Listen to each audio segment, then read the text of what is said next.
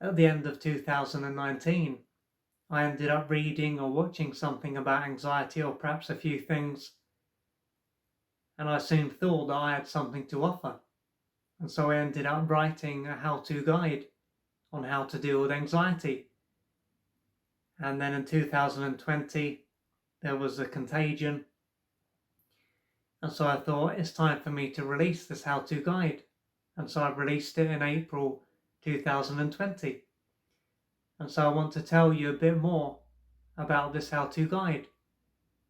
And in the contents section, I start off with the introduction. I then go into the symptoms. The next chapter is how long has this been going on for? After this, I look at the cause. I then look into modern day factors. And the first part is external support. The second part is healing your trauma. The third part is emotional work. The fourth part is belief work. The fifth part is the power of nature. The sixth part is protecting your mind. The seventh part is human contact. The eighth part is exercise and nutrition. The ninth part is meditation. And the 10th part, which is the last part, this is journaling. And then there's an afterword and acknowledgements. And now I'm going to read you the introduction for this how-to guide.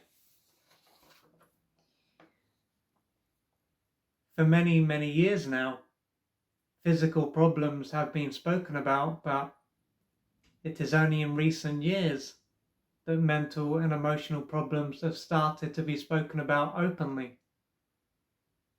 For years, inner problems were largely overlooked and not seen as something that deserved recognition. Therefore, if someone had something going on in their inner world that was bothering them, it would have been normal for them to keep it to themselves and to act as though everything was fine. It was not that this was necessarily something that they consciously chose to do. It would have most likely simply been something that just happened. At this point in time, they might not have even known what was going on inside them. They may have just experienced a lot of discomfort and did what they could do to keep it together. One thing that they may have done to function may have been to keep a bottle of alcohol nearby, this being something that would settle them down for a short while and allow them to do what they needed and to create the impression that they were fine. Fortunately, a lot has changed since that point in time, although there are still a lot of people that are basically suffering in silence. When it comes to these people, some of them might not know what is going on inside them and do their best to keep going, while others might be aware of what is going on but not feel comfortable enough to reach out for support. There are those who have taken their life due to how much pain they were in and were unable to keep going any longer. Some of these people may have reached out for support, while others may have kept everything to themselves. When this happens, it often results in the people that they have left behind feeling confused and in a lot of pain. What is not uncommon is for some of the people they leave behind to feel incredibly guilty and as if they were at fault for what happened. The person who was in pain and is no longer here might now be pain-free, but some of the people who were connected to them won't be. If they are able to experience inner peace, it could take a very long time. What this all illustrates is that there is a pain that someone can go through if they are not in a good way.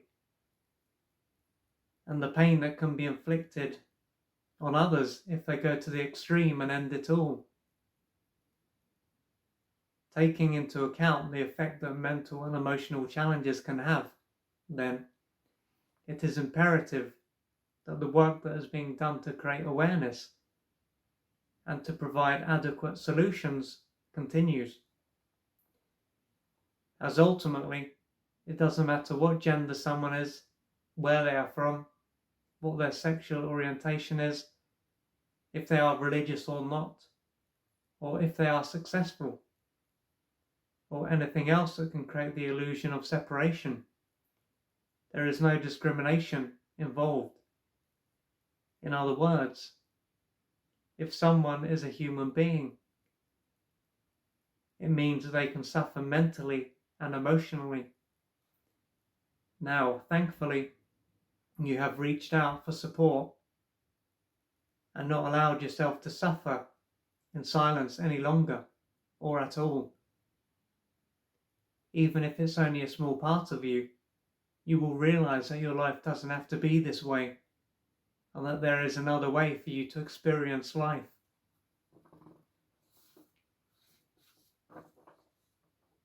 Perhaps you experience anxiety from time to time, or maybe this is something that's completely consumed your life. Either way, your life doesn't have to stay this way forever, providing you do what you need to do to move forward. And by investing in this book, it is clear that you are willing to do what is necessary to experience life differently. Nonetheless, while you have what it takes to change your life, it doesn't mean that your life will change overnight. Maybe this is something you realize, or perhaps, due to what is going on for you, you have a strong need for your life to change right away. There is no fixed time frame here. This is why patience is so important. Still, being told to be patient if you are in a lot of pain can be like being told to be patient if you haven't eaten for days. It might not be something that is easy for you to hear, and it might be even harder for you to actually be patient. But by being realistic about this stage of your journey, it can stop you from creating even more tension and problems for yourself. As right now, the more energy you have to direct towards the direction of your transformation, the better. If your ultimate goal is to experience inner peace and to be around others without feeling on edge, this is something that is well within your reach. That's if you keep going and don't give up on yourself. There may be moments when you do give up and feel as though you can't go on. And if this happens, do what you can to allow this moment to pass and to get back on your feet again. I believe that as you have not only found this book, but are also reading it, you have what it takes to change your life. So in the upcoming chapters, I will lay out what you can do to gradually change how you experience life. So if you are struggling from anxiety from time to time or in general, and this is affecting your life in a big way, then this how-to guide may assist you and allow you to no longer live a life that is defined by anxiety. And this how-to guide can be found on Amazon as a paperback and as a Kindle. So if you are ready to change your life, then feel free to check out this how-to guide. To find out more about the services that I offer and how I can assist you on your journey, go to www.oliverjrcooper.co.uk or email me at info@oliverjrcooper.co.uk. I'm looking forward to assisting you on your journey.